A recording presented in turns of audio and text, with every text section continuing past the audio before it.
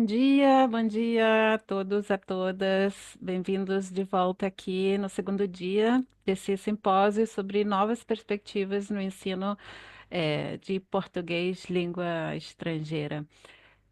Eu vou me apresentar de novo, caso tenha alguém que não esteve por aqui ontem.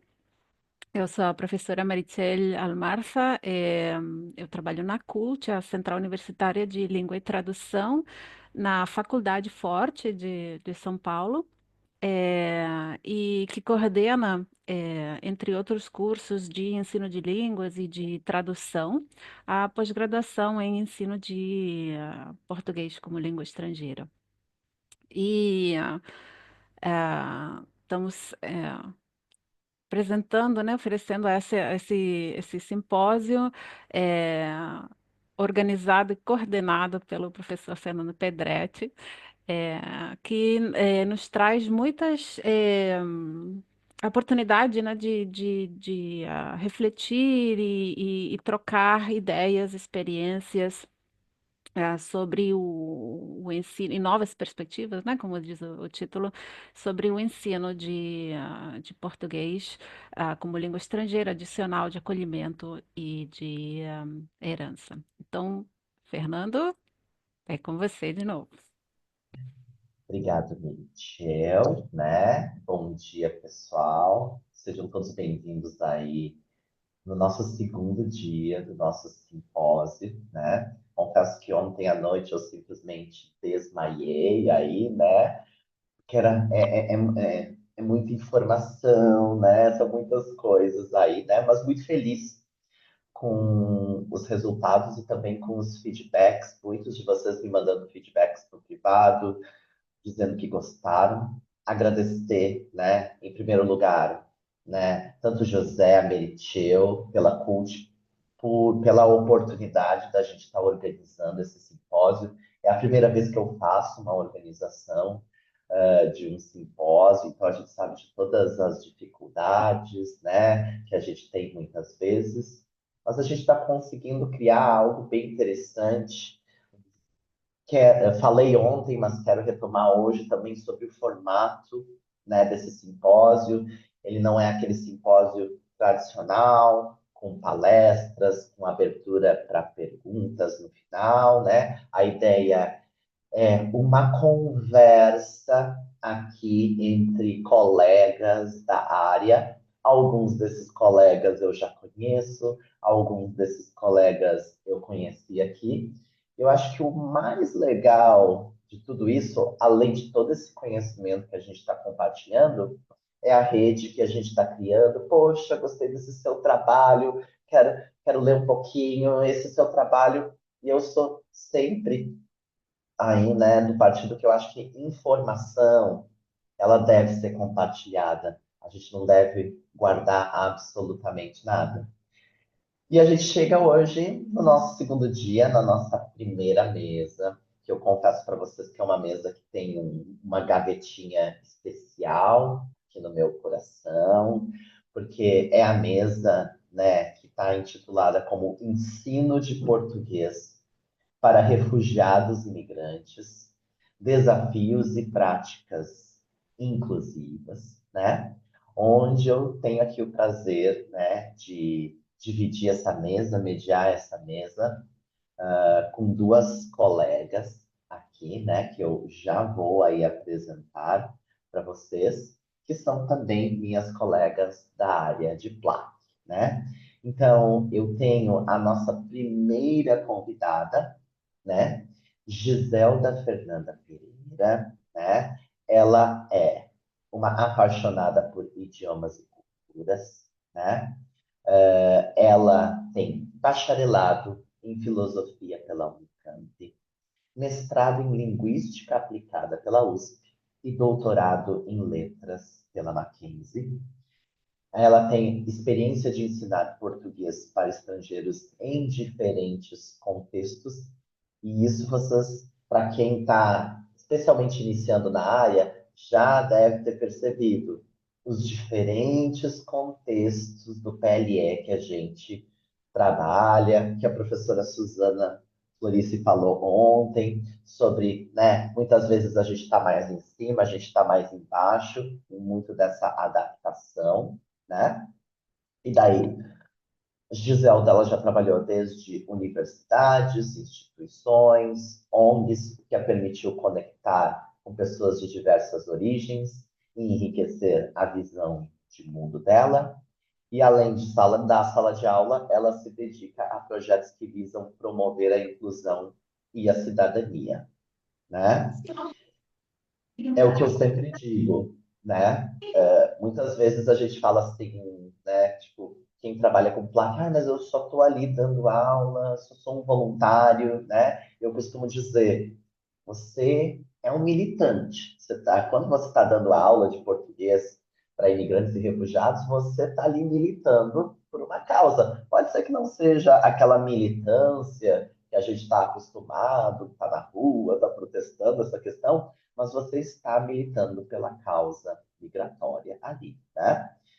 E daí nós temos a nossa segunda convidada aí, né? Particularmente, sempre quando a gente vai participar de alguma apresentação, eu falo que ela é a grande culpada por eu estar nessa área de PLE. Rosane Cate foi a pessoa que olhou e disse assim: quer dar aula de português para estrangeiros? Bora lá, vamos começar. Foi ela que me deu a primeira oportunidade, que foi aquilo que a Dani, que a gente comentou ontem. A gente vai para a sala de aula e depois a gente busca uma formação.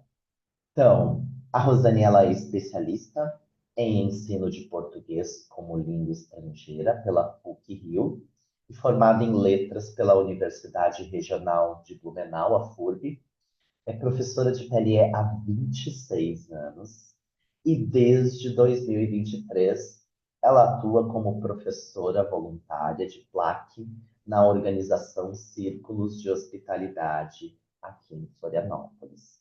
Então, Giselda, Rosane, sejam bem-vindas. Obrigada por estarem aí nesse domingo de manhã, cedinho, participando da nossa mesa, viu? Então, a gente vai começar, né? Como a gente sempre está começando as nossas mesas, sempre com uma provocação, sempre com um início aí, onde a gente vai começar, né, o nosso papo com as nossas professoras. Lembrando, né, vocês podem deixar dúvidas, comentários, sugestões, perguntas ali no chat, que eu, a Veritil, a gente está sempre dando ali uma olhadinha e a gente tenta responder ao longo da nossa conversa, se não, no final responderemos. Meninas, então, começando então aqui, né, a nossa conversa, eu levanto a ideia de que o ensino de português para migrantes e refugiados, ele apresenta desafios particulares que vão além da aquisição linguística. A integração social, traumas linguísticos e culturais, assim como a necessidade de promover um aprendizado inclusivo e eficaz, exigem abordagens pedagógicas adaptadas às realidades dos aprendizes, né? E daí eu gostaria de começar com essa provocação, no sentido de, eu venho da área do PLE, sei que a Rosane também vem da área do PLE, e de repente caímos na área do PLAC. O que mudou aí, né? Porque a gente costuma dizer que o nosso modus operandi ele muda, de certa forma. Então, se vocês quisessem até, talvez, abordar e falar sobre a diferença de PLE e um pouco das diferenças do PLAC, né? O que que vocês acharam que mudou bastante nessa atuação de vocês? Aí, quem quiser começar, pode começar.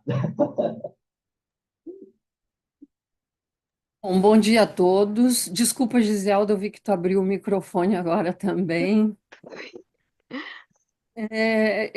Eu vou começar, talvez, falando um pouquinho da minha jornada, pelo que eu entendi do Fernando.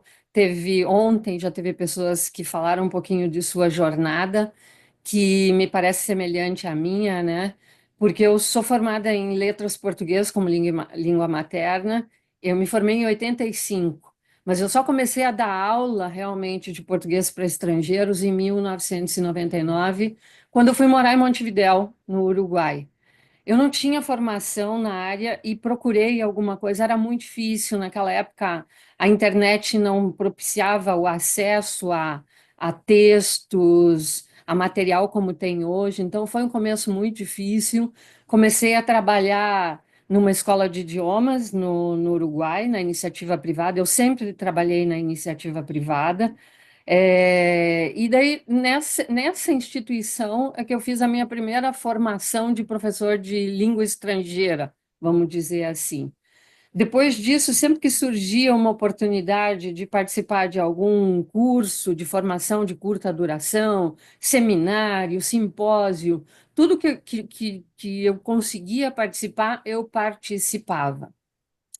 Aí, quando eu vim embora do Uruguai, eu decidi, não, agora é o momento de realmente aprofundar o conhecimento teórico. Foi daí que eu fiz a especialização na PUC do Rio, e desde 99 eu tenho trabalhado com isso. Então, durante 23 anos, eu sempre trabalhei em escola de idiomas, em escolas privadas, sempre com o português como língua estrangeira.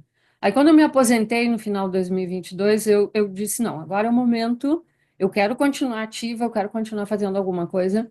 E aí eu me voluntariei na Círculos de Hospitalidade, uma organização aqui de Florianópolis, da qual o Fernando também fazia parte, e que atua desde 2016. Bom, eu talvez polemize um pouquinho aqui, porque se vocês me perguntarem se existem muitas diferenças entre dar aula de português como língua estrangeira e português como língua de acolhimento, lamento muito se vou decepcionar alguém aí. Mas eu percebo mais semelhanças do que inicialmente eu imaginava. Agora, vejam bem, a minha experiência ela não é muito longa, né? Eu trabalho, esse é o terceiro ano que eu estou trabalhando como voluntária da Círculos. A gente atende atualmente, a gente trabalha com, a gente atende pessoas de todo o Brasil, não é só de Florianópolis, porque as aulas são online, assim. Mas eu me surpreendi com a quantidade de semelhanças que tinha na minha prática docente como professora de PLE com o PLAC. Mas eu acho que isso tem um pouco a ver também com as minhas crenças, os meus valores, né? Eu sempre acreditei muito na abordagem comunicativa, na abordagem humanista, então essa questão da empatia com o aluno, de ouvir, né? Ouvir e principalmente sentir uma escuta ativa do que ele está dizendo, não ouvir por ouvir, assim, né? Respeitar como indivíduo. Então, para mim, realmente não tem muita diferença nessa questão do relacionamento, né?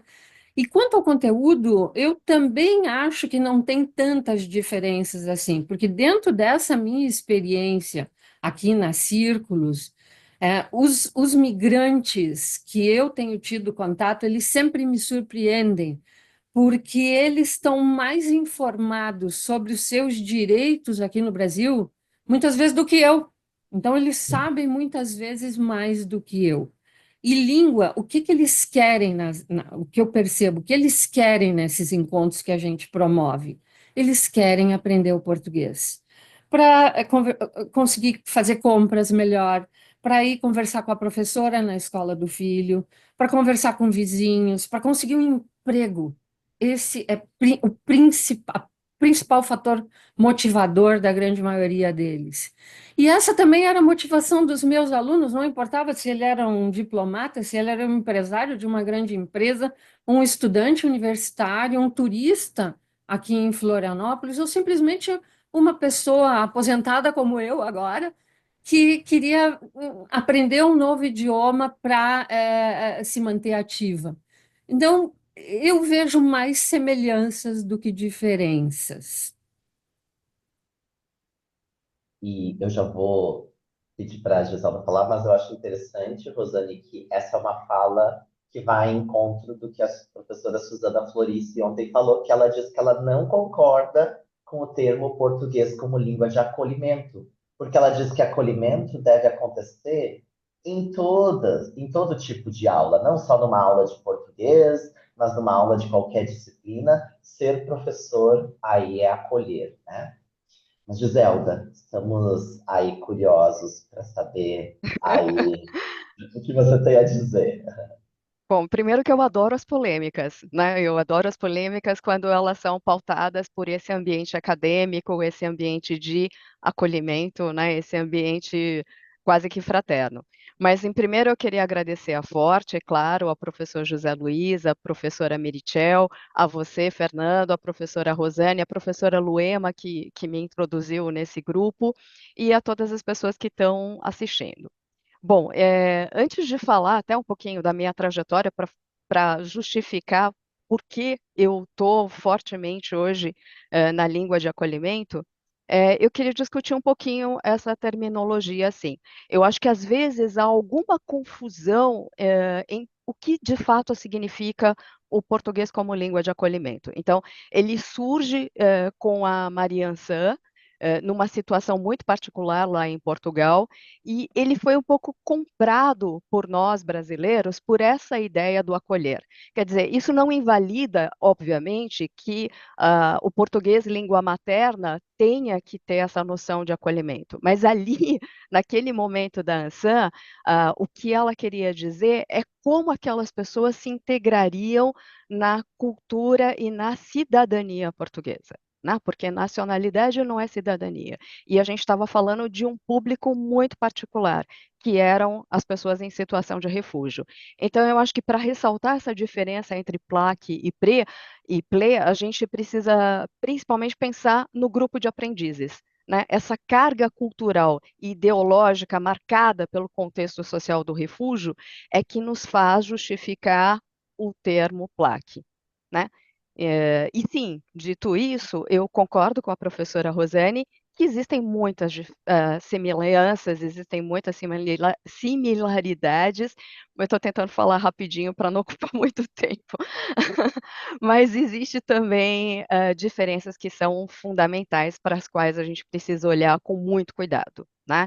Então, o que eu diria, a diferença fundamental entre PLE e PLAC seria a urgência.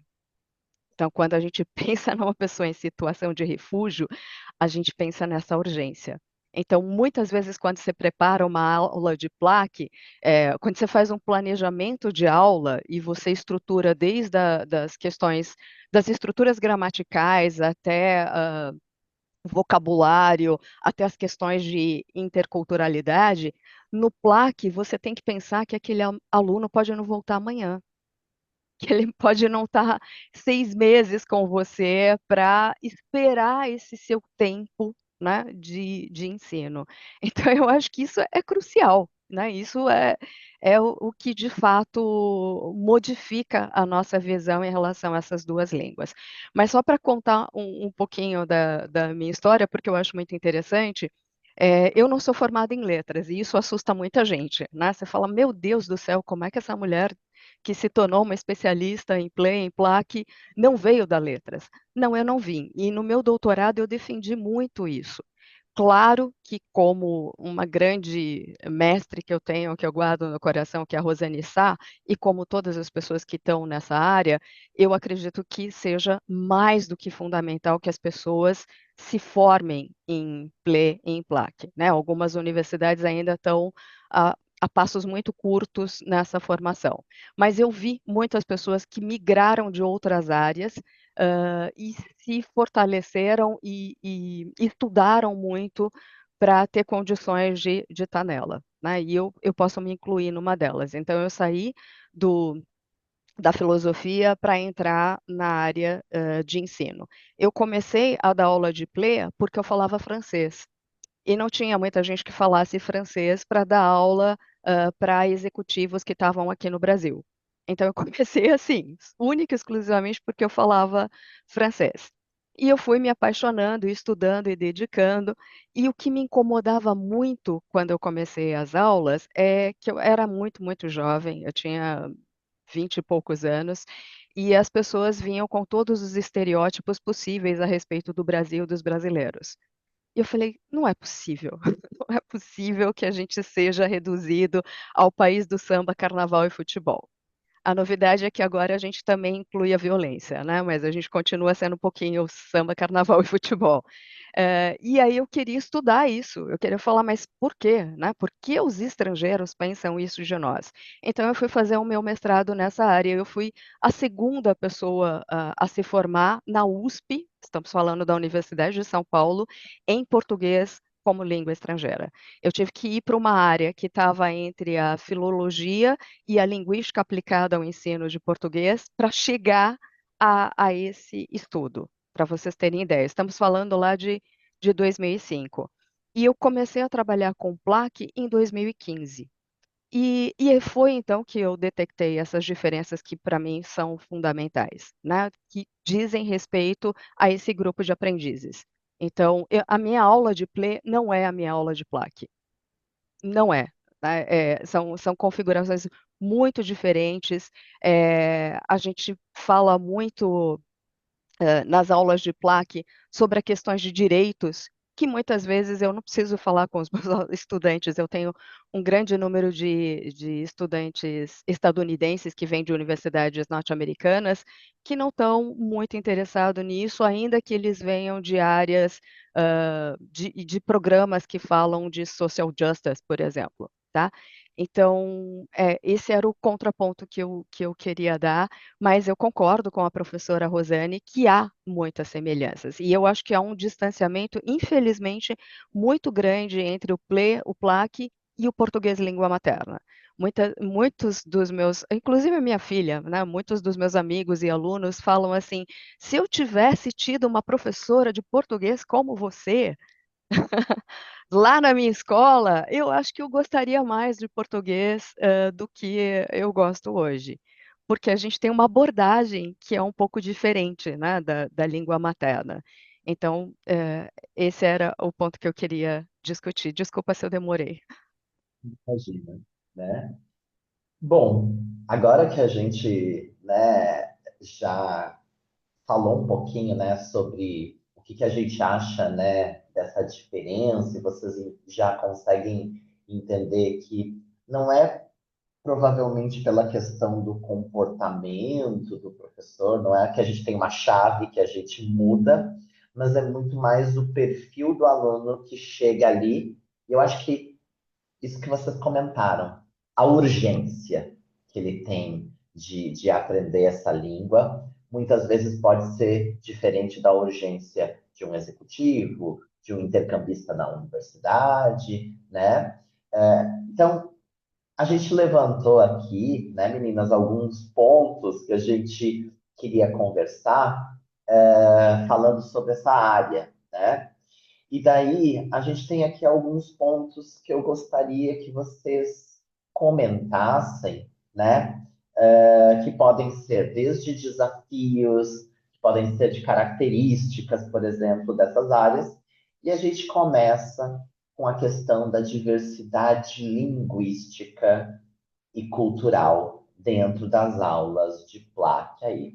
Não significa que elas não existam nas aulas de PLE, é claro, mas a gente sabe que temos a questão de que refugiados, migrantes, eles podem vir de diversas regiões do mundo, com idiomas e muitas vezes mais de um idioma, né? E com muitas vezes uma alfabetização que depende muito. Falo isso pela experiência, semestre passado, depois aí de mais de, sei lá, 15 anos dando aula de português na Universidade Federal de Santa Catarina, não era plaque, mas cai o Fernando uma turma com 28 iranianos. Nenhum deles usava sequer um termo em inglês. Todos sem inglês. Todos. O meu aluno mais novo tinha 45 anos.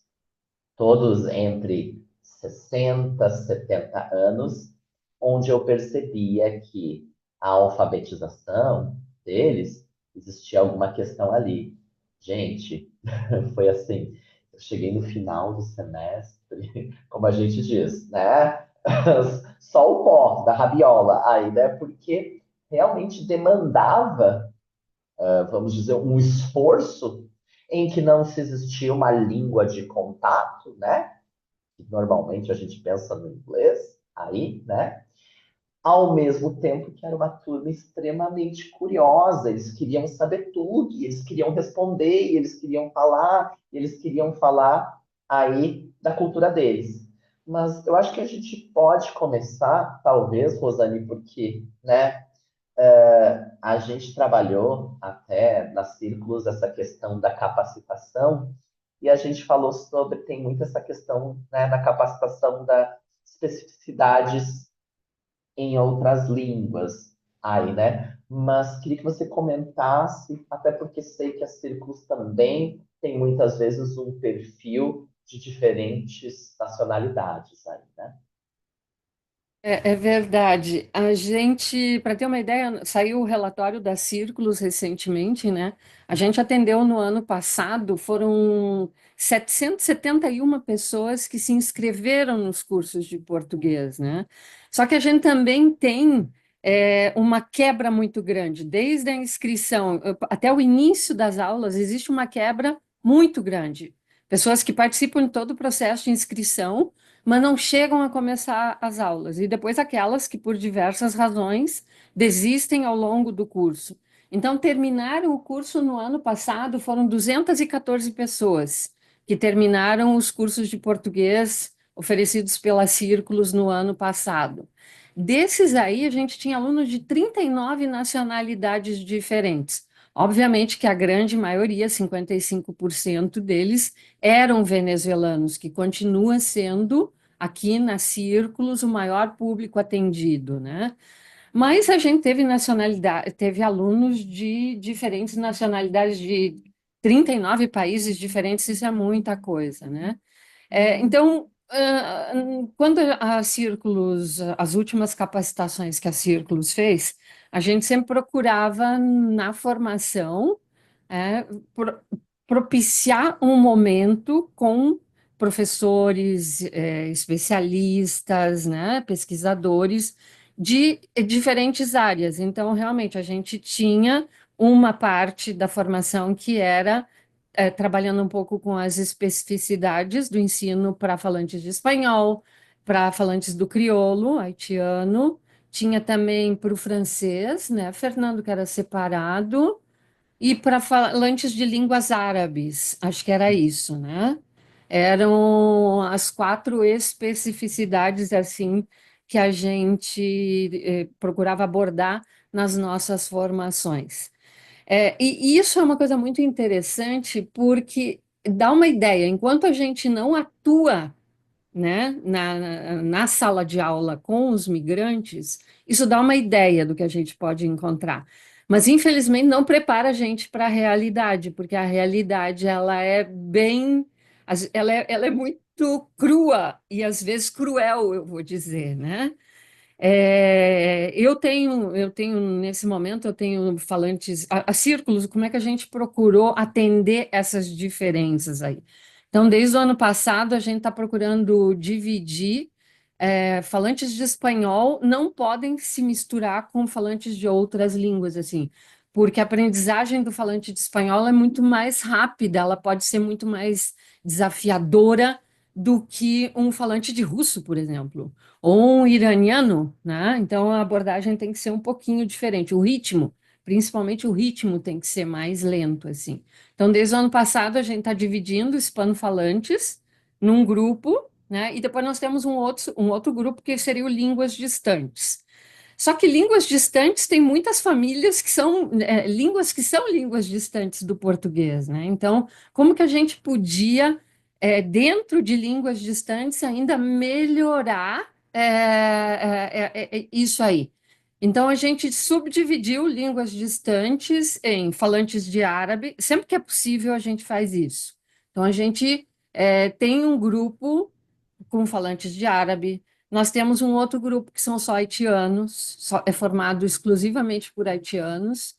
E depois a gente tem um grupo que é línguas distantes, porque daí a gente tem gente da África, né, que fala francês ou inglês, tem russo, muito russo, gente da Letônia, Índia, enfim. Então, foi uma estratégia que a Círculos adotou, com materiais diferentes, obviamente, e abordagens, principalmente abordagens diferentes, para a gente tentar, de alguma maneira, ajudar ou tornar mais efetiva, ou digamos, mais rápida, né? Otimizar, realmente otimizar, essa é a palavra. Isso tá sendo bom, tá surtindo um resultado interessante, a gente consegue ver, pelo feedback dos alunos, e principalmente para mim, que sou professora, acho que a maior recompensa que eu posso ter é saber ou ver, porque eu já tive a oportunidade de ver, que essas pessoas estão conseguindo usar a língua na interação social. E esse é é a minha maior recompensa. Então, isso eu consigo ver. Claro, tem gente que, infelizmente, e daí entram dificuldades individuais, né, facilidade ou não para aprender um novo idioma, mas tá sendo efetivo. Agora, eu ainda tenho uma dificuldade muito grande em ajudar alunos haitianos a pronunciarem o R, em barato, em caro. Eu ainda tenho essa dificuldade.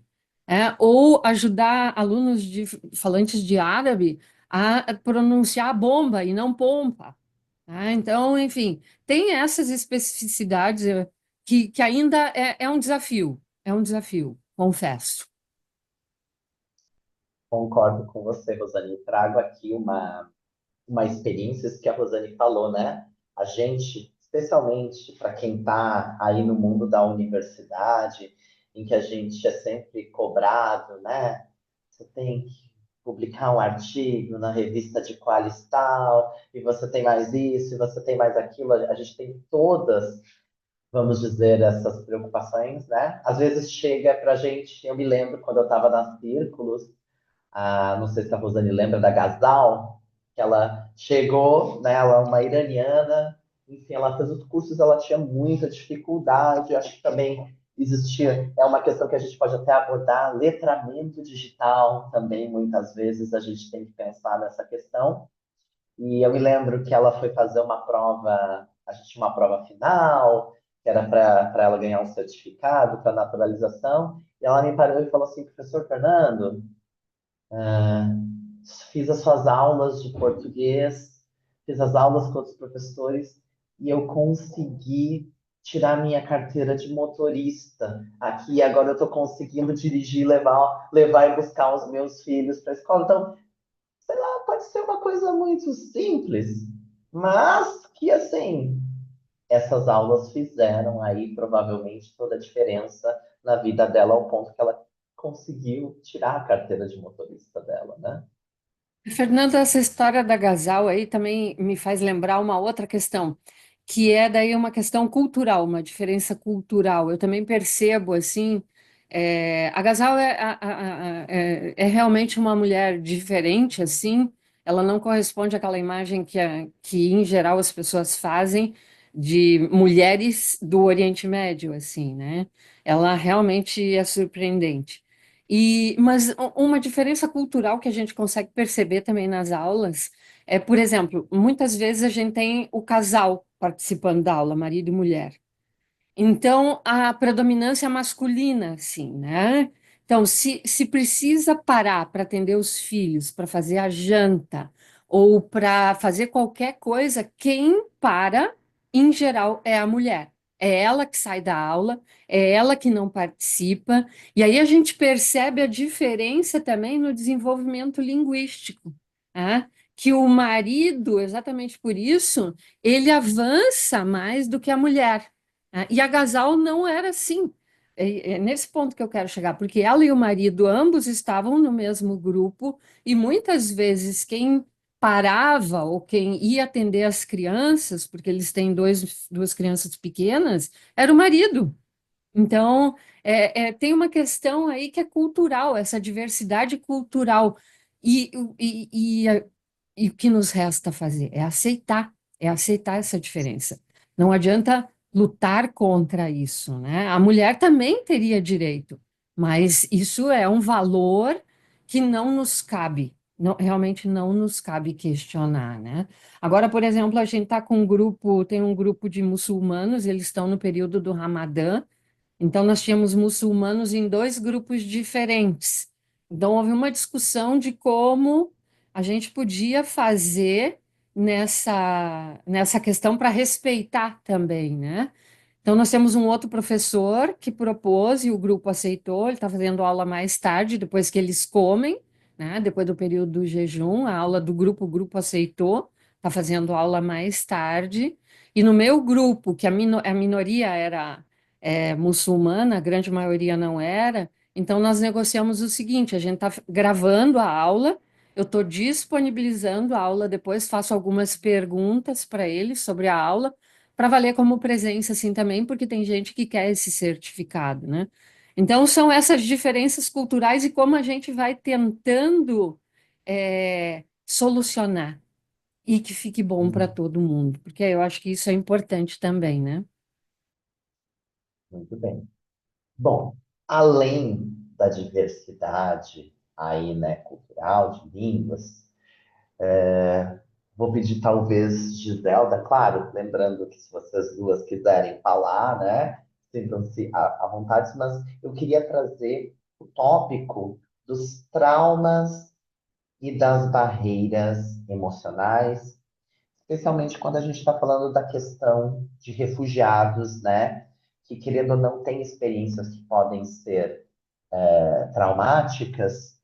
Isso pode impactar desde a dificuldade de concentração, a ansiedade, o medo de falar uma nova língua. Eu me lembro também aqui na UFSC que eu tinha um aluno que ele tinha dificuldades de sono, porque ele veio da Síria e à noite ele escutava tipo barulhos de bomba, né? Então tinha um atendimento psicossocial, mas queria perguntar, Giselda, aí a sua experiência também sobre essa questão, uma forma de tentar minimizar esses impactos em sala de aula aí. É, Obrigada por essa pergunta, e eu acho que eu vou misturar um pouco da fala da professora Rosane com a sua pergunta e com a história que eu estava contando. Quando eu migrei para o PLAC, na verdade eu não migrei, né? Eu continuo no PLE e continuo no PLAC, mas quando eu conheci o PLAC em 2015, eu assisti a palestra de, de um diretor de uma ONG aqui em São Paulo, e fiquei apaixonada. Falei, gente, é isso que eu quero fazer agora. Eu quero ensinar português para esse público. E tive que fazer o mesmo esforço que eu fiz em relação à PLE, de estudar muitíssimo. E a primeira aula que eu assisti de plaque foi assim, eu quase saí chorando da aula, porque eu entrei numa sala que tinha, na época, em 2015, nós não tínhamos essa grande migração, esse grande número de venezuelanos, né, que aconteceu, eu posso dizer, recentemente. A gente tinha muitos congoleses, muitos árabes, sírios, de diversas partes do mundo árabe, muitos africanos de diversas partes, principalmente congoleses, acho que senegaleses, e estavam todos juntos numa mesma sala. Todos, né? Cerca de 50 pessoas, tinha mães com crianças, pessoas que entravam na sala, a aula começava às 9 horas, eu não me lembro agora, mas as pessoas entravam 10, tinha gente que saía às 9h30, tinha. Eu falei, o que está acontecendo aqui? Né? Isso para contar para vocês que não é um problema da organização. Você fala, nossa, que ONG é essa? Não, não é esse a questão. As pessoas querem atender o máximo de pessoas possível e da melhor maneira possível. Então, naquela época, a ONG ainda estava se estruturando em relação às aulas de português como língua de acolhimento, e se organizando metodologicamente também, né? E estudando didáticas e vendo como atender essas pessoas. Não era possível, naquela época, separar os falantes, né? Porque a coisa mais natural como professor, o que a gente pensa é: olha, vamos montar uma turma de falantes de francês, vamos montar uma turma de pessoas que falam inglês, vamos montar. Pois é, isso nem sempre acontece no PLAC. Eles estão todos juntos e misturados. A nossa estratégia foi colocar uma série de monitores para atender, né, e quase que individualmente aqueles pequenos grupos quando surgiam os problemas de não entendimento. Então, era uma coisa insana. E o que é mais legal, deu certo. Eu saía da aula e falo, gente, não é possível, como é que as pessoas estão aprendendo? Elas estão aprendendo. Muito por quê? Por causa daquilo que a gente falou, da emergência, da necessidade, né? Eu tô ávido para resolver o meu problema com a carteira de trabalho que eu preciso fazer e não tem ninguém para me ajudar a ir lá. Então, isso é o que ajuda muito, né, nas turmas de plaque, essa grande necessidade. Ah, era para contar essa história, porque foi realmente. Eu coloquei até na introdução do meu mestrado, né, a minha primeira aula. Eu escrevi um pouco melhor do que eu contei agora, gente, acreditem. Mas foi muito importante para eu mudar um pouco essa minha visão, em relação ao ensino, sobretudo, né? A gente ensina aquilo que o aluno precisa e aquilo que ele deseja. Então, essa junção que parece ser muito óbvia, muito fácil, né? O que que você quer aprender? Vamos lá. Aquilo que ele quer aprender pode ser aquilo que ele não necessite naquela hora. E aquilo que você quer ensinar pode não ser a urgência dele. Então, casar tudo isso é um exercício muito importante, sobretudo no PLAC. Eu até gostaria, de uns tempos para cá, pelas minhas últimas experiências, de separar o PLAC do português para os migrantes, porque também existem algumas sutilezas.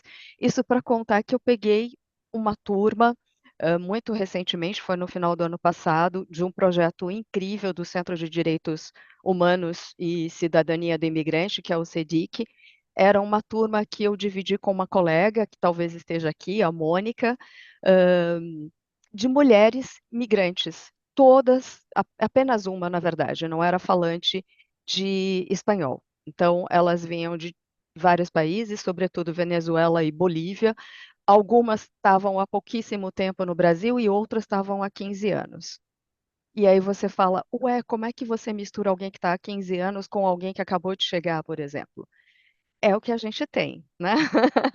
É aquela sala que nós temos, é com aquele perfil que é preciso trabalhar. Então, isso para dizer que o professor de plaque, ele tem que ser um grande estudioso, né? Quando eu peguei uma turma, por exemplo, da minha primeira experiência que eu contei para vocês, que haviam muitos africanos, você tem que descobrir, claro, que a África é um continente, que ela tem centenas de línguas, mas, sobretudo, que ela tem mais de 300 etnias, e que muitas vezes estão sentados lado a lado etnias rivais. E que, se você não estuda, você não sabe por que aquela pessoa não respondeu a pergunta daquele colega de sala. Você não sabe por que aquela mulher não pode falar porque o professor era homem. Então, você tem que estudar muitíssimo para ser um professor de plaque, né? E entender essas questões. E para ir direto à pergunta do Fernando, eu acho que traumas e barreiras emocionais é o que a gente mais encontra no plaque e na migração de modo geral, né? Eu imaginei, por exemplo, que com esse grupo que eu tive no CEDIC, até pelo tempo de muitas alunas no Brasil, elas estariam ambientadas, se sentindo mais confortáveis, mas não era o que eu vi, né? E eu acho que muitos dos professores com migrantes sabem disso, né? Que a gente se depara com uma realidade tristíssima para os brasileiros e, consequentemente, também para os migrantes. Um professor de plaque precisa julgar menos e observar mais, né? Eu acho que uma frase que eu me lembro bem é: ter disposição para a diferença. É uma coisa que importa muito quando você dá aula para migrantes, para pessoas em refúgio, para pessoas em situação de apatridia. A gente costuma ficar chocado com algumas coisas, por exemplo, do que os migrantes falam, do que as pessoas em refúgio falam em relação às suas culturas, você fala: "Nossa, mas que absurdo!". A gente se esquece do país em que estamos, que é um país racista, que é um país misógino, e que a gente faz um grande apagamento e fala: "Nossa, que absurdo, né, aquele homem não deixa a mulher dele falar". Gente, dá uma olhadinha, né, dá uma olhada no entorno. "Nossa, que absurdo, aquele homem é casado com uma mulher de 18 anos". Nós temos a maior taxa de casamentos infantis nesse país. Então, só para pontuar que realmente a gente precisa de um olhar muito extenso, né, quando a gente está dando aula, para migrantes ou para português como língua de acolhimento. E um dos traumas que mais me abalou e é difícil, porque, quem está com aquele aluno quer resolver aquele problema, só que você não tem um problema, você tem numa sala 50 alunos, você tem 50 problemas ali. E se você resolver aquele problema, todos os outros vão ter essa demanda. E você é um ser também com problemas, para dizer as dificuldades. Eu acho que a uma das barreiras que eu tive nesse último curso, foi em relação a trabalho, porque a gente sabe como é o trabalho, por exemplo, das pessoas que estão em costura aqui, na cidade de São Paulo, né, eu estou falando muito localmente, e como você faz isso? Vou contar um exemplo para vocês. A gente tinha aula aos sábados, e nem todas as alunas podiam vir aos sábados. Claro, você está acostumado, né, às vezes você tem 20 alunas num dia, no outro dia você tem 10 alunas, por causa dos problemas. Mas eu descobri que algumas alunas não podiam ir aos sábados, porque se elas perdessem aquele tempo de trabalho na aula que a gente estava, elas perderiam o dia de trabalho. E aí você fala: "Que absurdo! Vamos processar, vamos entrar".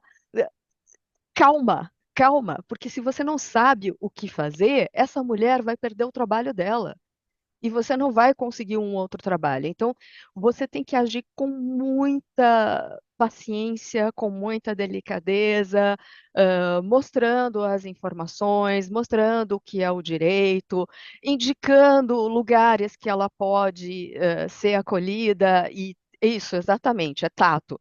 Você precisa, buscar lugares em que ela pode ser acolhida, onde ela pode obter essas informações, como ela pode fazer esse processo, para essa mudança ou para, entender que ela está sofrendo um abuso, né. Então, esses traumas que a gente tem muitas evidências, que é muito claro ali, é preciso analisar e agir com muito cuidado. Então, eu assisti a muitas coisas. Eu tive uma estudante, às vezes eu não gosto de contar os casos das estudantes, porque eu não quero, que elas sejam identificadas, sabe.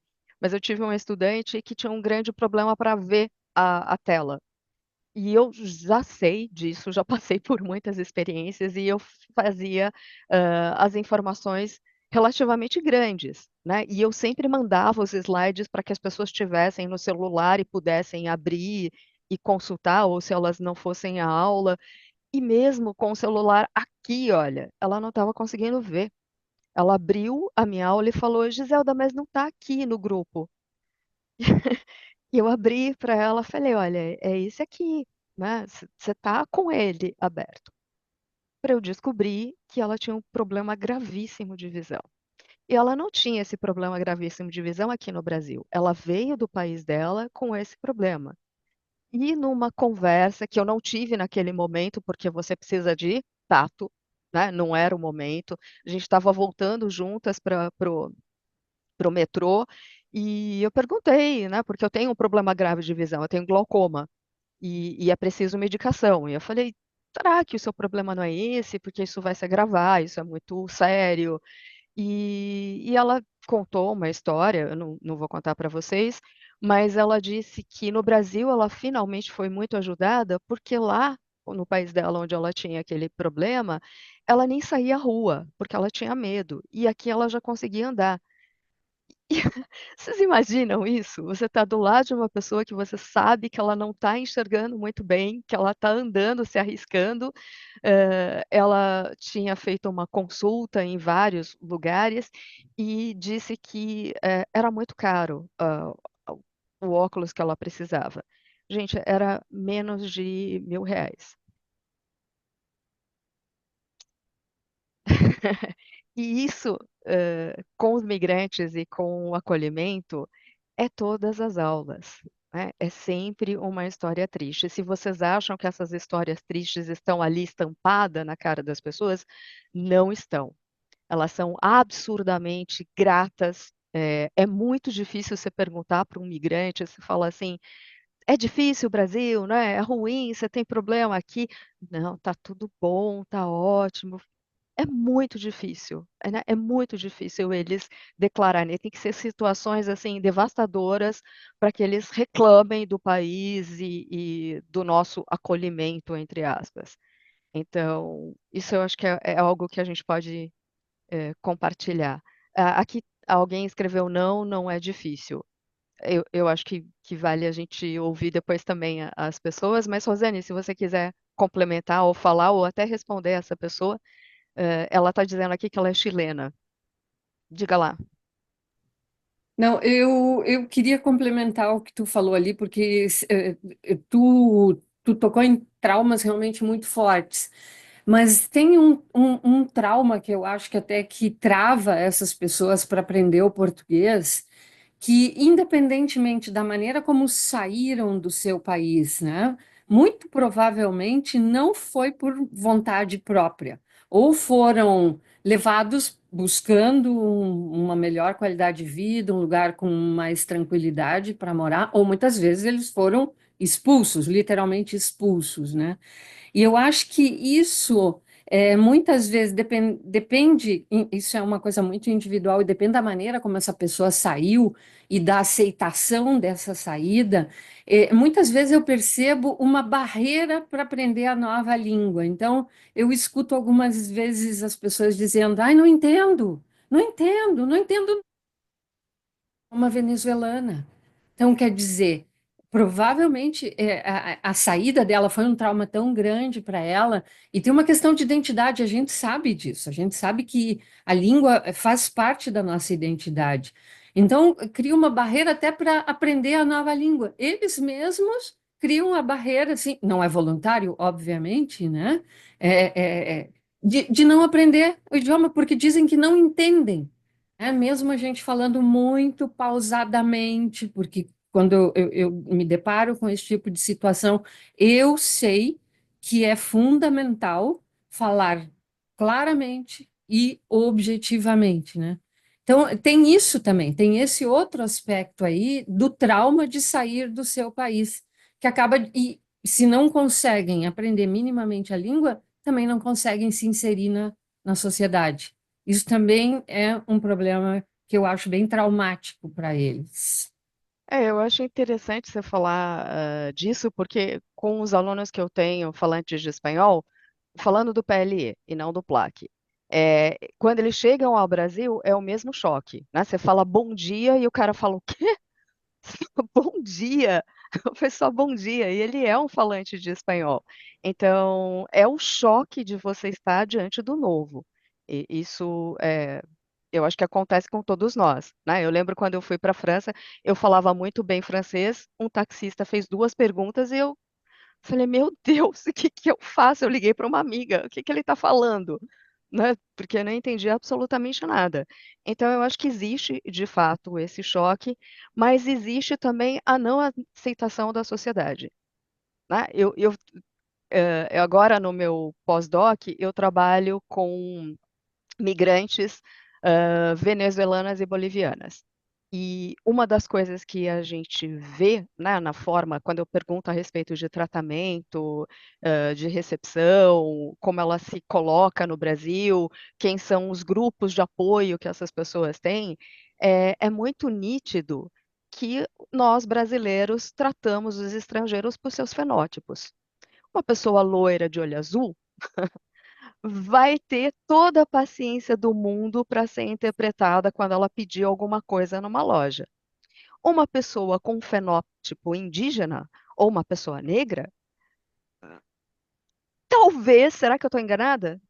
Talvez não tenha o mesmo tratamento.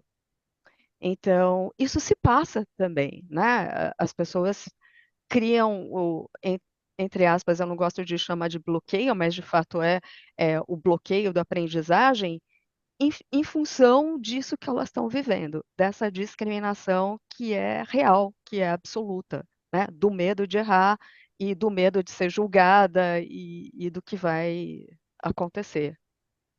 Sim, É, isso infelizmente é verdade, tá? Isso realmente é verdade. Eu achei interessante também aqui no chat que a Mônica sempre aí colaborando, né, com a gente, que ela fala, criam essa barreira ainda mais porque o Brasil não é a primeira escolha ou a única opção. A gente tem percebido muito agora com os iranianos chegando no Brasil, mas a gente entende que o destino deles não é o Brasil e sim os Estados Unidos. O Brasil é uma primeira passagem para que eles consigam chegar até os Estados Unidos.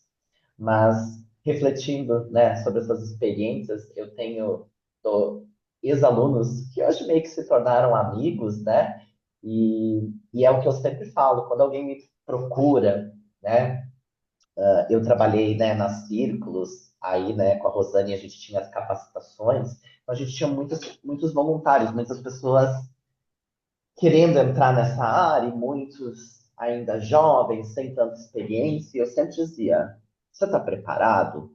Porque assim, né, eu brinco, a gente tem um sonho de, é uma sala de aula, um livro na mão, e vai ensinar português, e vai ser tudo muito lindo, mas eu sempre digo, você está preparado para questões de xenofobia, racismo, homofobia, transfobia, e eu digo assim, de todos os lados, conflito entre os alunos. Então, a gente acha que a gente vai ficar, especialmente para quem é da área da língua, da linguística, que a gente vai ficar muito na área da língua, e a gente percebe que muitas vezes a gente tem que lidar com questões, tipo, a gente tem que saber, né? Como que ele vai mandar para o médico? Então, a aluna que não está conseguindo ler, será que a gente tem que fazer uma vaquinha para comprar um óculos para ela? O que que a gente faz? Então, eu digo assim, vai muito além do dar uma aula de português. E daí é o que eu digo, se a gente não consegue muitas vezes fazer esse afastamento, né? Tanto é que alguns professores falam assim, mas eu não consigo tirar o meu coração. Eu digo assim, vão ter momentos em que você vai precisar fazer esse afastamento, porque se você não fizer esse afastamento, você vai ter aflições diárias aí, você vai ficar, né? Isso vai tocar. Mas eu tenho casos de dois alunos, eu tenho uma aluna venezuelana que hoje a gente conversa, enfim, e a história dela, ela tem, eu perguntei para ela, porque ela tinha uma televisão muito antiga na sala dela. E um dia a gente conversando, eu perguntei, mas por que que você tem essa televisão antiga? Ela falou assim, eu vim de Caracas e eu atravessei a fronteira do Brasil com essa televisão nas costas, porque era o único bem que eu tinha, e eu achava que eu poderia vendê-la para ganhar um pouco de dinheiro quando eu tivesse apertada, mas eu consegui, e hoje ela é meio que um troféu de que eu sobrevivi, que eu consegui estar aí num novo país. Às vezes a gente pode achar que é uma besteira, assim, é só uma televisão, é só um objeto. Assim como eu também tenho um aluno sírio também, teve uma história, ele saiu para buscar alimentos, quando ele voltou, o prédio que ele morava com a família não existia, já não existia mais família. Ele conseguiu, com a ajuda da secretária da Embaixada Brasileira, em Damasco, uma passagem para o Brasil. Aí ele conseguiu uma carona de ônibus até Florianópolis, chegou na universidade, não falava nada, falaram, Fernando, ajuda essa pessoa. E ele foi um processo, foi extremamente difícil, esse bloqueio, essa questão, perdi a minha família, estou num novo país, não quero estar aqui. Enfim, ele até sempre falava, não quero casar com brasileira, não quero casar com brasileira. Sempre tinha, ele falava isso, né? Tenho que casar com uma mulher síria, tenho que casar com uma mulher síria, ele falava. E hoje, né, enfim, ele precisou fazer o self-braço para validar o diploma dele. Enfim, hoje ele mora em São Paulo, ele é consultor de um desses bancos tecnológicos digitais, casou com uma brasileira, teve filhos aí, e a vida dele mudou completamente. Então, é mais ou menos isso que eu digo assim. Eu sempre pergunto, você está preparado? Porque assim, esses traumas, muitas vezes, que os alunos trazem, nem sempre a gente está preparado, né? Porque a gente não viveu aquele trauma, né? A gente muitas vezes não tem noção.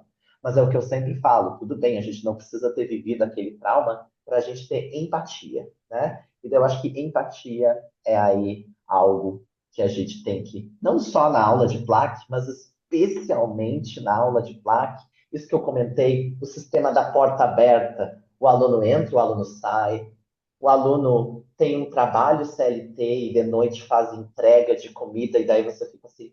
Eu até tinha vergonha de falar que eu tinha que cobrar ele. Você fez a tarefa? Você participou da aula? Ele, professor, eu trabalho o dia todo e eu faço entrega até as 2 da manhã. Eu não tinha nem coragem de cobrar se ele fez a tarefa ou não, porque eu sabia o nível de cansaço dele, né? Mas, como a gente entrou um pouquinho aqui, em assuntos mais sensíveis, eu queria, de certa forma, aí, né, falar tanto com a Giselda como com a Rosane e trazer essa provocação que a gente pensa em relação à exclusão social e as chamadas barreiras institucionais. Porque assim, né, eu sei que a Rosane, né, tanto a Giselda tem essa experiência com as ONGs, né? Mas a gente sabe que o acesso a cursos de língua nem sempre é facilitado, especialmente para quem trabalha longas jornadas ou enfrenta até mesmo dificuldade de transporte, acesso à tecnologia. Vamos trazer um exemplo muito local. Universidade Federal de Santa Catarina, cursos de português de PLE. Primeira coisa, são cursos pagos. Então você precisa dispor, né, de um valor. Tudo bem que em comparação com o mercado é um valor menor, mas você precisa dispor daquele valor. Segundo, todos os cursos acontecem entre o horário das 12 até as 13h30, presencialmente, 2 vezes na semana, né? E dentro daquela turma é português como língua estrangeira. Então você vai encontrar os intercambistas da universidade, o pessoal da comunidade, né? Eu não estou dizendo que é o caso de todas as universidades, mas o que que eu sinto ainda, meninas? E não sei se vocês concordam comigo. O PLAC, ele ainda não é institucionalizado dentro das universidades. O PLAC, ele acontece muitas vezes porque é um projeto de um professor dentro ali da universidade, né? Mas ele não é institucionalizado. O que eu percebo que muitas reitorias e as secretarias de assuntos internacionais, elas não veem esses projetos de extensão como uma internacionalização da universidade dentro do processo de internacionalização. Falo isso porque eu já escutei isso de reitores de universidades falando isso para mim. E queria saber, é uma polêmica, ninguém precisa concordar, mas é uma percepção que eu tenho visto aí dentro. Até mesmo concursos, né? Tipo, abrir um concurso numa universidade para a área de plaque, né? Enfim, queria que vocês trouxessem aí os comentários, o que que vocês acham em relação a essa questão. Olha, eu sou obrigada a dizer que eu, na realidade, não pertenço ao mundo acadêmico, né? Eu, claro, eu fiz minha formação acadêmica, mas eu tô fora do mundo acadêmico. Então, é uma coisa que eu não posso, sobre o mundo acadêmico, de dentro, eu não posso dar minha opinião. Claro, olhando a UFSC de fora aqui, eu acho que, inclusive, o próprio PLE, né, ele nunca conseguiu, ele até hoje não conseguiu se consolidar bem como em outras universidades, porque a gente sabe do que está sendo desenvolvido em outras universidades. Então, se o PLAC ele ainda não está institucionalizado dentro da UFSC, não me estranha, realmente não me estranha, porque se o PLE há décadas ainda não conseguiu ter uma posição, um lugar, né, de merecimento, porque é um lugar de merecimento, então me parece que é uma coisa muito normal. Eu não sei porque a surpresa aqui na UFSC, porque eu só posso falar da UFSC, né? Bom, com relação a essa questão da exclusão, sim, né? Realmente é difícil, realmente é muito difícil. O que que a gente procura fazer exatamente para isso? Para procurar incluir o máximo possível. Mas, gente, por maior esforço que a gente faça, a gente não consegue incluir todo mundo que gostaria de fazer o curso de português. Essa é que é a grande verdade. Por isso também a gente teve 700 inscritos no ano passado e só 215 finalizaram aí, né? Isso é uma realidade. Então, o que que a gente procura fazer? A gente tem professores voluntários, todos os professores são voluntários, procura oferecer, dentro da disponibilidade dos professores, horários diferentes de aula. Então, tem alguns grupos de manhã, alguns grupos de tarde, mas o forte mesmo das aulas são à noite, no período das 7 da noite, sábados de manhã e sábados de tarde também, exatamente para procurar incluir o máximo de pessoas possível. Mas, enfim, a gente acompanha, eu acompanho as dificuldades desses alunos, assim, porque sim, tem gente que trabalha o dia inteiro e no horário da aula está no ônibus indo para casa. E eu percebo que eles entram na aula, porque todas as aulas da Círculos até o momento são online. Nós não temos aulas presenciais. A Círculos agora, na semana passada, inaugurou a sua sede, depois de um tempo aí é, compartilhando aí uma sede com uma outra organização social aqui de Florianópolis, agora a Círculos está com a sua sede. E é uma ideia da gente começar aos poucos algumas atividades presenciais também, exatamente por essa questão da interação social, dessa coisa humana, do acolhimento ser mais humano, mais próximo, assim. Porque por mais que a gente tente ser acolhedor nas aulas, a gente sabe que o online, ele tem a tela aqui no meio, né? Isso não é uma coisa fácil. Então a gente percebe aluno que está no ônibus, e aí, né? Eu vou exigir, não, jamais, né? Que o aluno abra seu microfone para participar? Não, eu entendo que ele está fazendo um esforço para participar da aula, para pelo menos ouvir, né? E para estar ali presente. Então, isso sim é.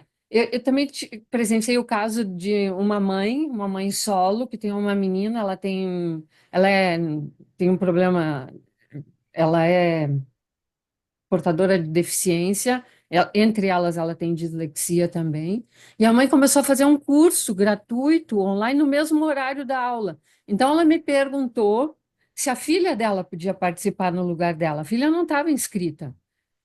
Claro que sim, por que não? Né? É uma maneira de incluir a menina também, né? Enfim, eu acho que o que a gente pode fazer para incluir, eu procuro fazer, né? E é o que a gente procura trabalhar com os professores também, de procurar incluir o máximo possível. Eu também tenho feito uma busca ativa, assim. Então, se eu percebo que o aluno, por exemplo, 2 aulas, ele não apareceu nenhuma, ele está lá no meu grupo de WhatsApp, porque toda a comunicação é por WhatsApp, né? Fulano, eu sou Rosane, sou professora, eu vi que você não veio em nenhuma aula, não tem mais interesse, está com algum problema.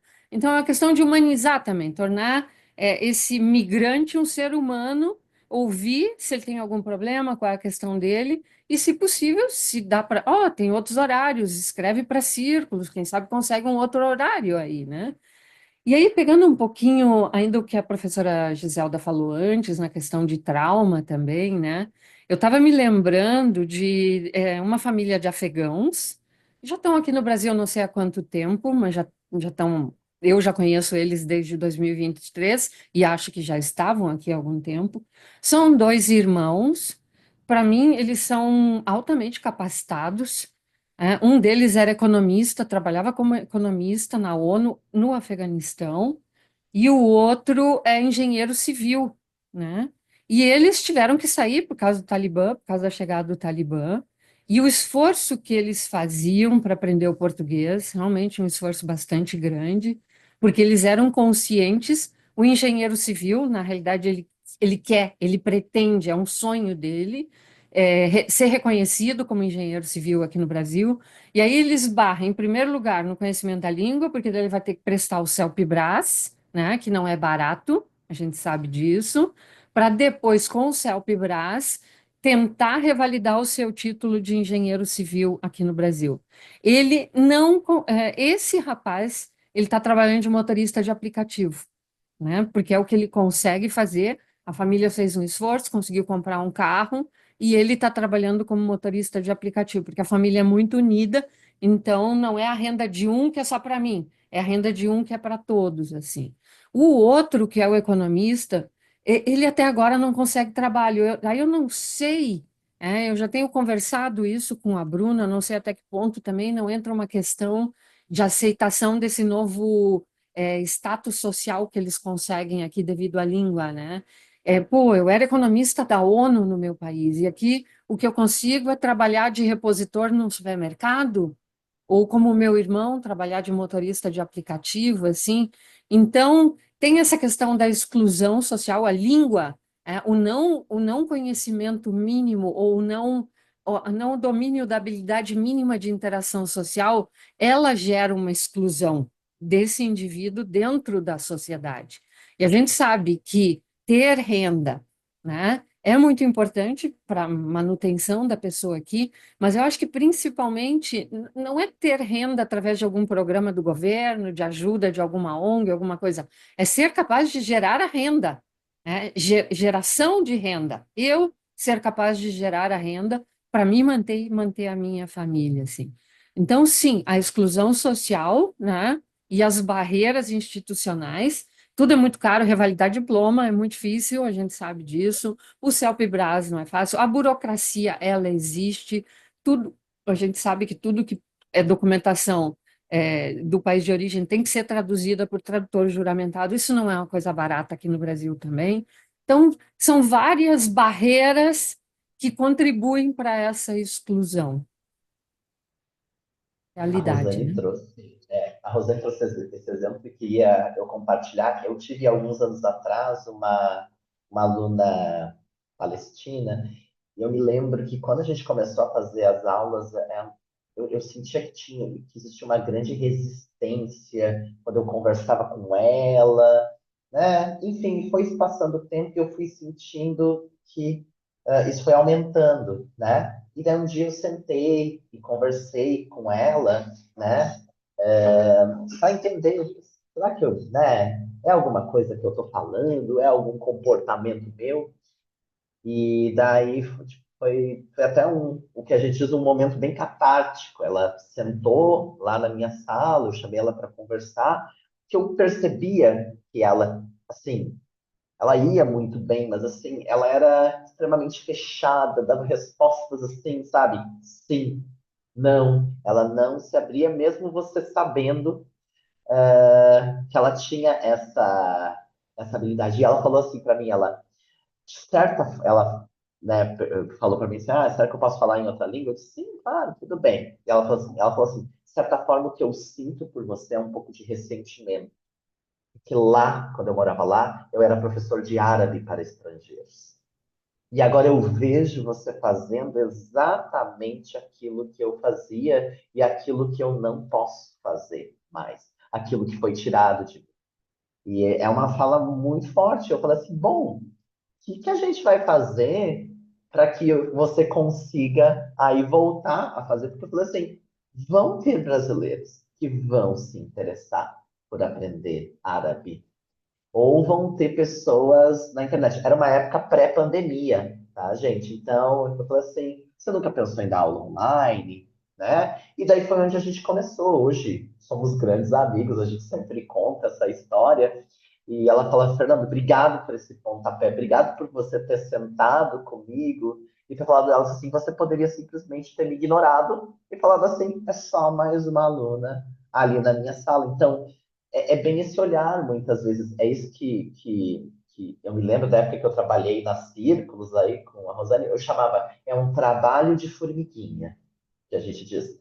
É mandar mensagem para o aluno, tá tudo bem, aconteceu alguma coisa, né? E daí muitas vezes a gente tem que estar preparado o que ele vai responder. Porque a resposta dele pode ser assim: ah, então, eu fui diagnosticado com câncer, não estou podendo mais fazer as aulas, e daí, né? Ou então a minha mãe, ou então a gente escuta muitas vezes: ah, a situação no meu país está muito difícil, minha família não está conseguindo comprar comida, não estou conseguindo dormir pensando neles, não estou conseguindo mandar dinheiro para eles.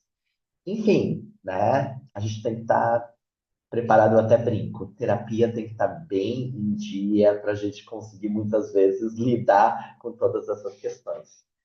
Mas, Giselda, você gostaria de trazer aí algum comentário? Eu acredito que sim, uma contribuição. Eu vou, três pontos que eu queria falar. Um deles é retomando, na verdade, não esse agora, mas o anterior, quando a gente falou a respeito de diferenças culturais e traumas. Quando eu disse que a gente precisa ter muito conhecimento, estudar bastante, né, as culturas de modo geral para dar aula, não era à toa, tá? E por que eu digo isso? Porque a gente precisa olhar para essa diferença e aceitá-la. Então, por exemplo, se eu sei que um homem é islâmico, eu não vou tocá-lo, não vou dar as mãos até que ele mostre que ele está aberto a isso. Mas outra coisa são diferenças culturais que não são aceitas no Brasil. E essas elas têm que ser debatidas em sala e levadas também com muita clareza. Por exemplo, a gente já teve estudantes que batiam nas suas esposas. E a gente precisa dizer, isso aqui no Brasil não vai acontecer, né? Isso aqui no Brasil não pode, você vai ser preso. Então, é preciso ter cuidado, né? Quando a gente fala de mutilação genital, ou se surge um tema, você precisa se colocar como contra, porque é uma questão de direitos humanos, e aí essa coisa da cultura e da aceitação da cultura do outro cai um pouquinho por terra. Eu só me lembrei disso por conta desses traumas aí de outra estudante que eu tive, que precisava trazer a sua filha ao Brasil justamente para se livrar dos problemas que ela tinha lá no país dela. É, Em relação aos cursos de português, de fato a gente não tem muito, eu não sei a realidade de muitos estados, mas eu posso dizer que aqui em São Paulo eles têm crescido muito. A gente tem muitas ONGs, a gente tem muitas instituições que têm apoiado os migrantes e, sobretudo, as pessoas em refúgio e os apátridas. Então, existe um mapeamento na cidade de São Paulo para esses cursos. Claro, não são suficientes, é muito comum e é muito legal. Uma vez teve uma faculdade que eu dei aula, ela decidiu fazer um projeto pequeno de letramento digital para pessoas em refúgio. Olha que incrível. Foi um projeto pequeno, curto, e eram crianças que iam passar por esse letramento. E como eu estava lá na faculdade, eu falei, bom, os pais vão ficar aqui esperando as crianças saírem, por que que a gente não dá aula de português para esses pais que vão esperar, né? E aí a gente montou o curso de português para os pais que estavam esperando as crianças fazerem o curso. E o que era incrível é que eu conhecia várias das migrantes de outras ONGs que eu já dei aula de português. Falei, você não fez um curso comigo em tal lugar? Ah, eu fiz nesse. Então, as pessoas buscam as suas redes de apoio e elas vão, né, na medida do possível, migrando para tudo que aparece, que elas possam ter os cursos. É óbvio que não é suficiente, nunca vai ser, e tem muitos problemas para as pessoas cursarem. As ONGs que eu conheço têm diferentes horários também, e uma coisa que é muito difícil, as minhas aulas, por exemplo, para a PLE, são todas digitais, todas no PowerPoint. E muitas das aulas que eu dou são síncronas, mas as pessoas do PLAC, elas não têm mal celular com internet para se comunicar minimamente. Então, é muito difícil que a aula seja por uma plataforma, né, como o Zoom, por exemplo, né? E se a gente desse aula de plaque no Zoom, milhares de pessoas poderiam fazer. Pois é, mas se as milhares de pessoas tivessem acesso à internet, né? Então, é preciso pensar essas coisas que são bastante complicadas, né? Como é que você pode ter muito boa intenção, mas como aquele estudante do PLAC tem acesso? Uma das coisas, as universidades, sobretudo vou falar da minha, que é a USP, ela não tem uma grade, ou uma carreira, ou um bom programa de PLE, que dirá de PLAC. Por problemas da universidade, eu não vou discutir isso agora, né? Nem vou crucificar a USP por conta disso, mas é preciso também pensar, a USP aqui em São Paulo fica no Butantã. A maior parte dos migrantes moram no centro de São Paulo. Ele vai ter dinheiro para passagem, ida e volta? Quanto tempo ele vai levar do centro de São Paulo para a USP? Então, são coisas que a gente precisa pensar. A maior parte das ONGs e a maior parte dos cursos de portugueses, eles estão, de fato, centrados no grande centro da cidade, porque é onde essas pessoas habitam. O CEDIC, onde eu dei aula para as migrantes, que era o projeto de empreendedorismo que eu falei, fica perto do metrô Carrão, é bem longe aqui da minha casa. Mas existe um polo de migrantes naquela região. As minhas alunas pegavam ônibus e trem. Isso é muito caro. Então, o projeto, aquele projeto particularmente, pôde pagar a passagem para essas alunas, mas não é isso que acontece. Então, não basta só ter os cursos, precisa saber onde é que eles estão, como esses alunos vão chegar lá. Então, eu acho que vale a gente lembrar disso e fazer essa ressalva também. Eu deixei de falar alguma coisa, Fernando? Acho que foi tudo. A gente está se encaminhando para o nosso último tópico, né?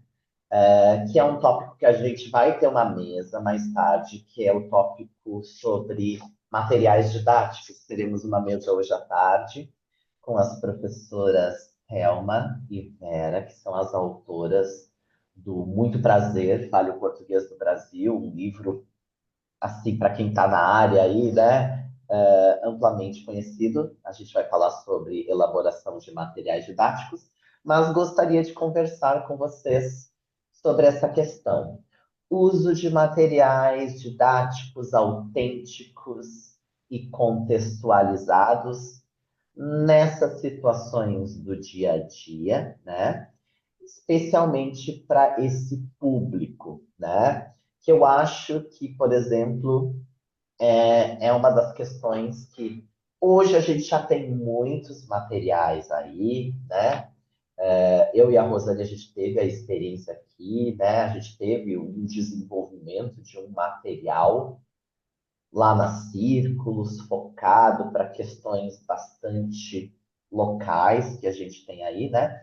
Eu me lembro que inicialmente a gente não tinha nada, e daí muitas vezes a gente tentava usar livros de PLE, né? E muitas vezes a gente saía muito frustrado, né, da aula. E eu até tive colegas que também, muitos colegas que abandonaram o projeto de plaque porque iam muito com essa abordagem do PLE, muitas vezes. A gente sabe, muitos também vêm com uma abordagem, tinham a experiência do português como língua materna e se preocupavam demais pela questão gramatical, né? Especialmente dessa coisa de classificação, né? Esses nomes que eles tinham que dar, e a gente tinha que tentar explicar isso para eles, olha, relaxa, né? Não é exatamente assim. Mas queria saber como que vocês lidam aí com a experiência de vocês com o material didático. A gente já falou de todas, né, essas dificuldades, olhar no celular, se é um livro, se é um PDF, como que funciona. Queria que vocês compartilhassem um pouco dessa experiência de vocês. Olha, eu posso falar como autora que eu sou, de um livro didático, de um caderno de exercício, na verdade, e com os anos que eu tenho para começar de PLE. Então, a minha vida inteira, eu estava brincando até com você numa conversa, a minha vida inteira eu preparei material, a minha vida inteira como professora, né?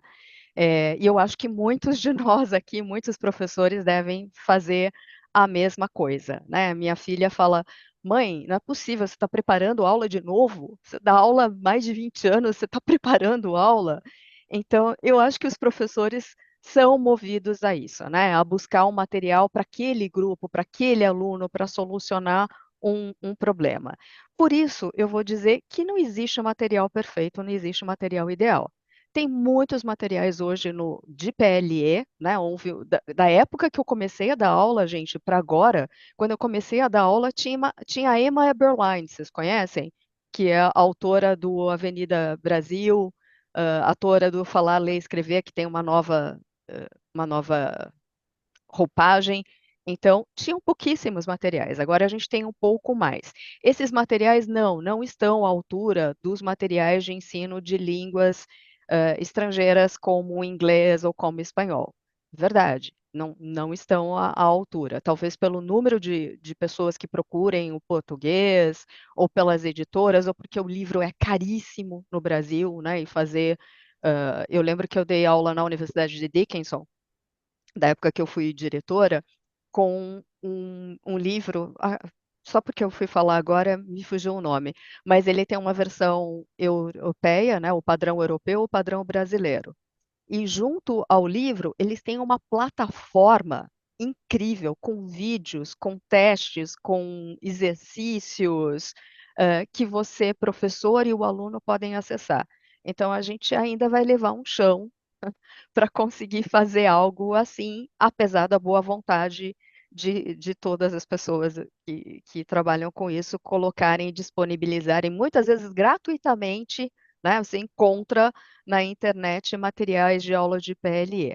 Então, o PLAC é um pouco menos que isso. Né? Se a gente já tem dificuldade com PLE, materiais de PLAC são pouquíssimos. O bom é que grande parte, eu não conheço ainda, eu não me lembro de material que seja pago, né? Os materiais são disponibilizados pelos autores e pelas editoras gratuitamente, porque vocês imaginam, um refugiado ter que comprar um livro para ter aula é algo que a gente não consegue pensar, né?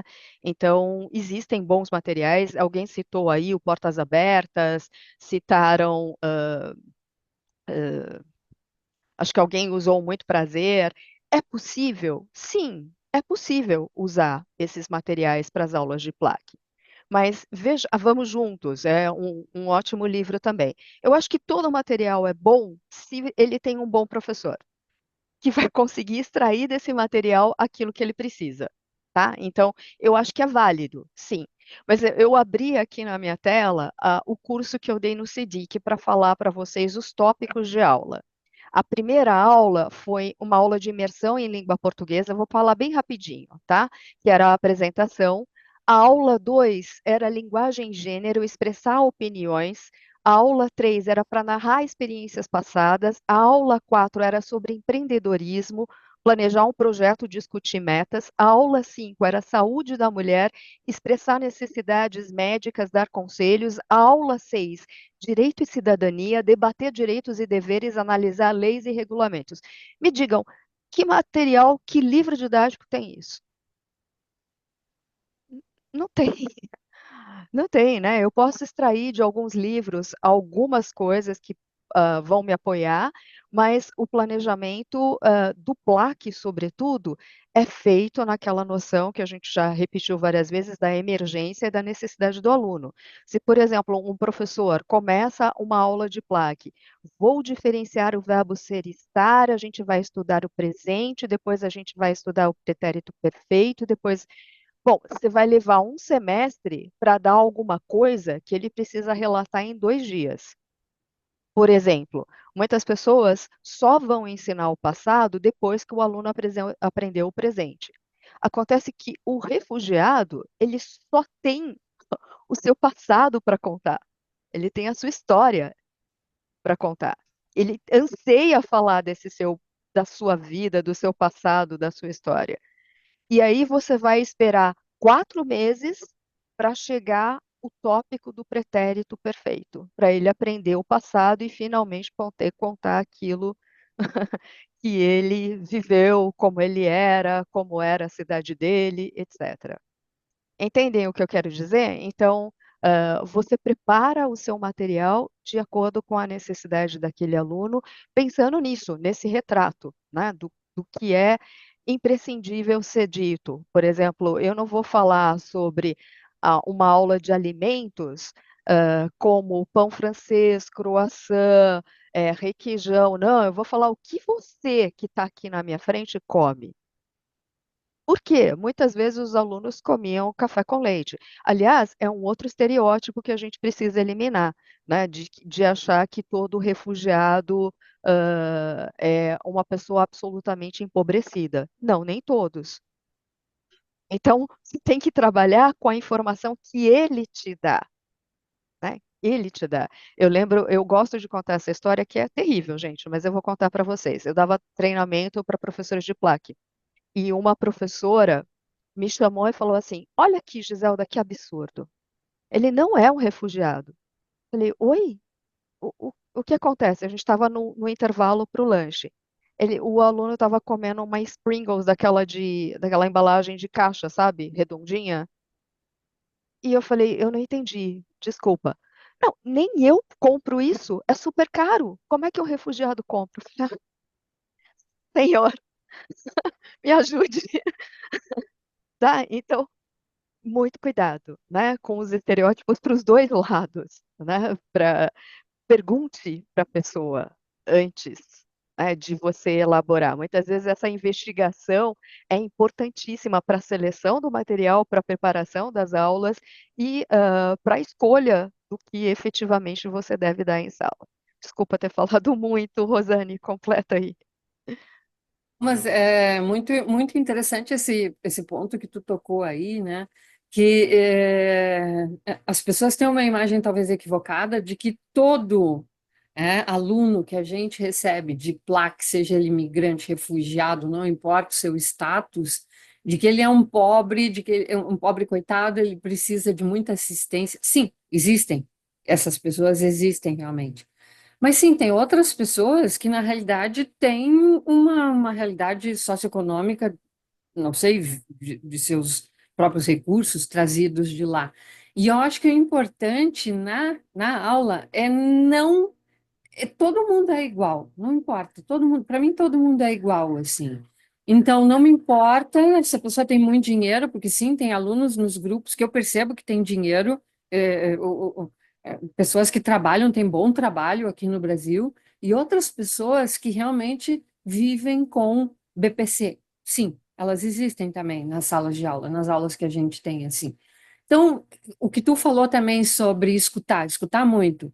Material é um problema, ele sempre foi um problema, o material de PLE, a gente nunca encontra o material perfeito, não existe, porque ele não existe, mesmo essas línguas que tu falou aí, que tem muito recurso, muitos profissionais envolvidos na atualização desse material, nenhum material é perfeito, porque quando a gente vai usar o material, exatamente porque cada aluno ou cada grupo é uma realidade diferente, a gente precisa adaptar. E o que tu falou também. Qualquer material é bom se o professor consegue extrair daquilo ali alguma coisa que faça sentido e que venha atender a necessidade do aluno que está ali. Então, esse é um ponto muito importante. Sobre o plaque, eu acho também, a gente na Círculo, a gente tinha um material próprio, a gente trabalhou durante um tempo com esse material próprio, mas todo o material vai ficando datado, as informações vão se perdendo, as coisas vão mudando. E nós não temos pessoal dedicado 100% do tempo para atualizar esse material, para corrigir. Então, isso é uma questão muito forte. Por isso que a partir desse ano a gente decidiu, a gente começou com os níveis básicos, a gente está trabalhando com os materiais que são disponíveis aí, né? O Portas Abertas, enfim, com os grupos que a gente está trabalhando a partir deste ano. Achei muito interessante uma coisa que tu falou antes também sobre os cursos ofertados. São muitos cursos, e isso é uma outra coisa que a gente percebe também, que tem alunos que estão participando da minha aula, mas eles estão participando de uma outra aula de uma outra ONG e estão ainda participando de uma outra aula.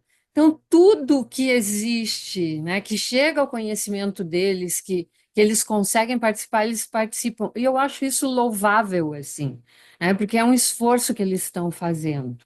Então, a gente tem que valorizar isso, né? É, acho que era isso que eu tinha para complementar. Ah, sobre o acesso à internet, que tu falou antes também, a gente percebe. Tem um grupo agora e o aluno, mandei mensagem para ele, ele me disse que ele, no horário da aula, ele não tem acesso à internet. Aí eu disse, bom, mas em que horário que tem acesso? Ah, não sei o que, não ficou claro para mim. Daí eu sugeri, bom, entra em contato com a Círculos, né?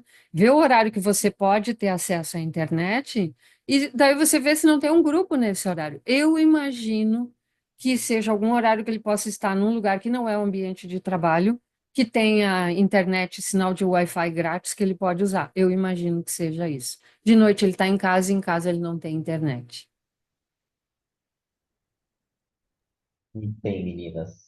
Eu acho que eu fiquei, me ficou muito marcado essa frase que a professora Giselda falou, que, né, a gente, essa coisa de apresentar o presente, o passado, essa urgência que eles têm, mas que nesse momento de vida eles só têm o passado, eles ainda não têm o presente, eles ainda não têm o futuro e eles estão ainda construindo, eles querem ainda construir. Por isso que eu vou aqui dando, né, vou indo para o caminho do nosso encerramento, aí, né, trazendo, né, essa conclusão, né, de que o ensino de português para refugiados e imigrantes, ele vai além do aprendizado, além dessa ideia de que estamos aprendendo meramente uma língua. Ele trata-se de uma ferramenta essencial para a inclusão social, para o acesso a oportunidades, para o fortalecimento da identidade em um novo país e aquilo que a gente falou, muitos deles pela busca de um trabalho. Ou seja, com abordagens sensíveis e adaptadas, é possível tornar esse processo mais acessível e significativo para todos os envolvidos, não só os alunos, mas também nós, professores, voluntários e todos aqueles que fazem parte dessa rede de apoio. Por isso eu quero agradecer aí a presença das professoras Giselda e da professora Rosane também, por essa fala. Muitas vezes a gente teve aqui momentos fortes aí, né, mas que são importantes aí, né? Agradecer também aos mais de 100 participantes dessa manhã de domingo aqui, né, para essa nossa primeira mesa, né? Dizer que a gente está se encaminhando aqui para o nosso intervalo, o nosso cafezinho. Lembrando que a gente tem a segunda mesa do dia, né? A segunda mesa do dia, ela começa às 11 horas e 10 minutos, né?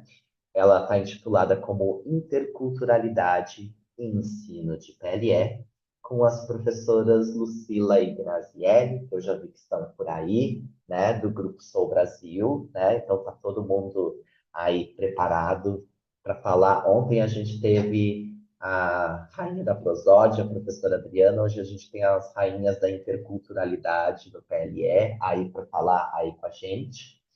E agradecer aí, né? Dizer que algumas pessoas também perguntaram. Lembrem-se, fica tudo gravado. Depois vocês terão acesso a essas gravações. Aí, se tiverem qualquer dúvida, qualquer pergunta, mandem contato para o pessoal da CULT. Podem mandar para mim no WhatsApp, como for, tá? E Giselda, Rosane, mais uma vez, obrigado pela participação aí de vocês nessa mesa que foi muito interessante a gente discutir um pouquinho mais sobre essa arte. Obrigada, Fernando, pelo convite, né? Nós temos uma parceria de muitos anos, enfim, esse é só mais um evento, né? Muito prazer conhecer a Giselda, a professora Giselda aí. Realmente foi uma troca de experiências bem interessante. Foi muito bom. Bom, eu tô vendo que eu vou ter que continuar, porque são duas pessoas queridas e que são brilhantes que eu quero assistir à próxima mesa.